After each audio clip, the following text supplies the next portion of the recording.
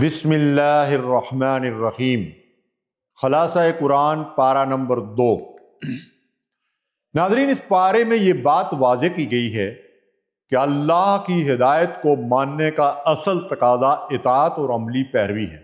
یہاں امت مسلمہ کی شناخت، اس کی ذمہ داری اور اس کے لیے مقرر کردہ حدود بیان کی گئی ہیں۔ قبلہ کی تبدیلی کے ذریعے ایمان کی آزمائش سامنے آتی ہے اور یہ حقیقت واضح ہوتی ہے کہ اصل قدر سمت کی نہیں بلکہ حکم الہی کے سامنے جھک جانے کی ہے۔ اس کے بعد عبادات، اخلاق، معاشرت، معاملات، انفاق، صبر، جہاد اور خاندانی احکام کے ذریعے بتایا گیا ہے کہ دین زندگی کے ہر شعبے کی رہنمائی کرتا ہے اور کامیابی اسی کے مطابق چلنے میں ہے۔ ان آیات میں قبلہ کی تبدیلی پر اعتراض کرنے والوں کے سوالات اور شبہات کا جواب دیا گیا ہے۔ بتایا گیا ہے کہ مشرق اور مغرب سب اللہ ہی کے ہیں اور وہ جسے چاہتا ہے سیدھی راہ دکھاتا ہے۔ مسلمانوں کو امت وسط بنایا گیا ہے تاکہ وہ لوگوں پر گواہ ہوں اور رسول ان پر گواہ بنے۔ رسول کی خواہش کے مطابق بیت اللہ کو قبلہ مقرر کیا گیا اور حکم دیا گیا کہ جہاں کہیں بھی ہو اس کی طرف رخ کر کے نماز قائم کرو۔ اس تبدیلی کا مقصد یہ بتایا گیا کہ لوگوں کو مسلمانوں کے خلاف حجت کا موقع نہ ملے، اللہ کی نعمت پوری ہو اور اہل ایمان ہدایت پر مضبوطی سے قائم رہیں۔ یہاں رسول کی بعثت کو اللہ کی عظیم نعمت قرار دیا گیا ہے کہ وہ آیات سناتے ہیں، لوگوں کی اصلاح کرتے ہیں، کتاب اور حکمت کی تعلیم دیتے ہیں اور وہ باتیں سکھاتے ہیں جو لوگ پہلے نہیں جانتے تھے۔ اہل ایمان کو اللہ کو یاد کرنے اور اس کا شکر ادا کرنے کی تلقین کی گئی ہے۔ صبر اور نماز کے ذریعے مدد لینے کا حکم دیا گیا ہے اور واضح کیا گیا ہے کہ اللہ صبر کرنے والوں کے ساتھ ہے۔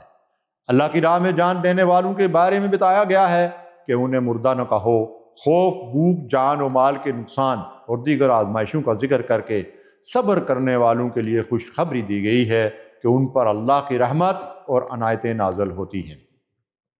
ان آیات بینات میں صفا اور مروہ کو اللہ کی نشانیوں قرار دیا گیا ہے اور حج اور عمرہ کے دوران ان کے درمیان سعی کو درست اور مشروع بتایا گیا ہے۔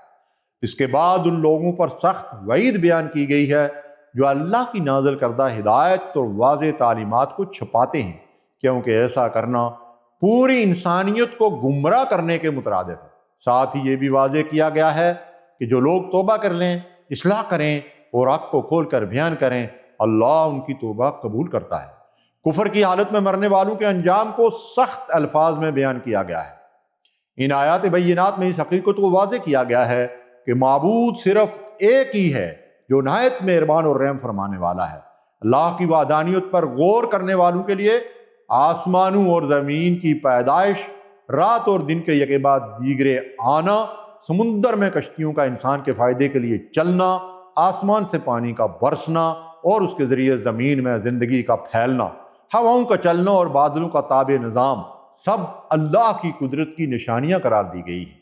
اس کے مقابلے میں ان لوگوں کا انجام بیان کیا گیا ہے جو اللہ کے سوا دوسروں کو اس کا شریک بناتے ہیں کہ قیامت کے دن جنہیں وہ اپنا سہارا سمجھتے تھے وہ ان سے بیزار ہو جائیں گے اور پیروکار اپنے پیشواؤں سے تعلق ٹوٹ جانے پر سخت ندامت میں مبتلا ہوں گے۔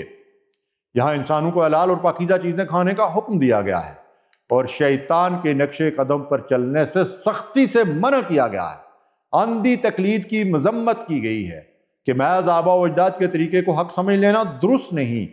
اہل ایمان کو پاکیزہ رزق پر اللہ کا شکر ادا کرنے کی ہدایت کی گئی ہے۔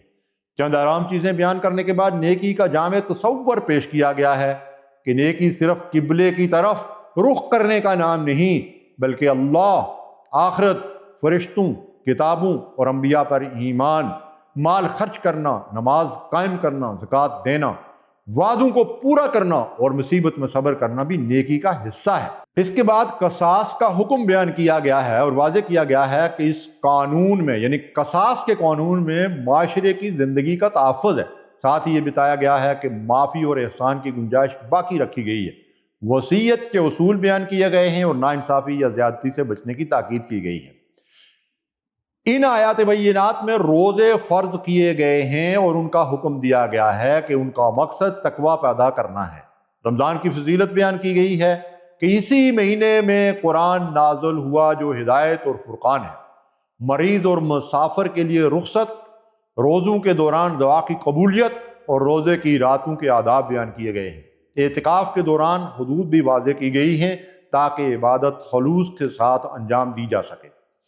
ان آیات میں ناجائز طریقوں سے مال کھانے اور باطل مقاصد کے لیے حکام کو مال دینے سے یعنی رشوتیں دے کر مقصد حاصل کرنے سے منع کیا گیا ہے۔ چاند کے گھٹنے بننے کو تاریخ اور عبادات کے اوقات کا ذریعہ بنایا گیا ہے۔ قتال کے اصول، زیادتی سے بچنے کی ہدایت، اللہ کی راہ میں خرچ کرنے اور اپنے آپ کو ہلاکت میں نہ ڈالنے کا حکم دیا گیا ہے۔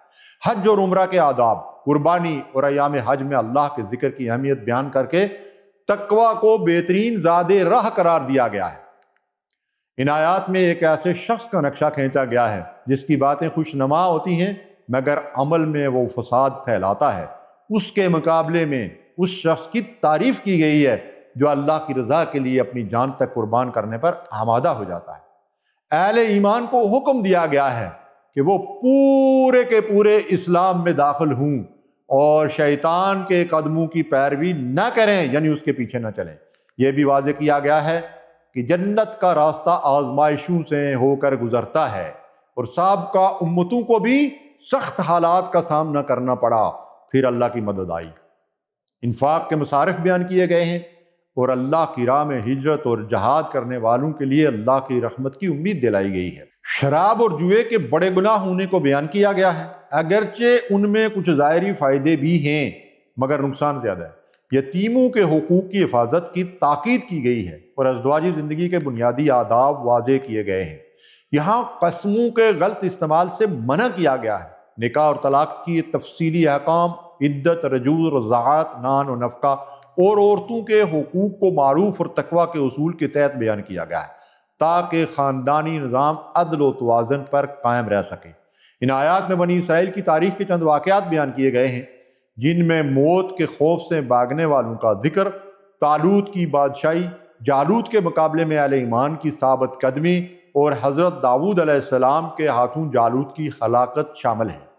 ان واقعات کے ذریعے یہ حقیقت واضح کی گئی ہے کہ غلبہ تعداد یا طاقت سے نہیں بلکہ اللہ کی مدد، ایمان اور صبر سے حاصل ہوتا ہے۔ اے اللہ، ہمیں اپنے احکام پر عمل کرنے، صبر اور تقوی اختیار کرنے کی توفیق عطا فرما اور ہمیں اپنی ہدایت پر ہمیشہ قائم رکھ۔ آمین یا رب العالمین۔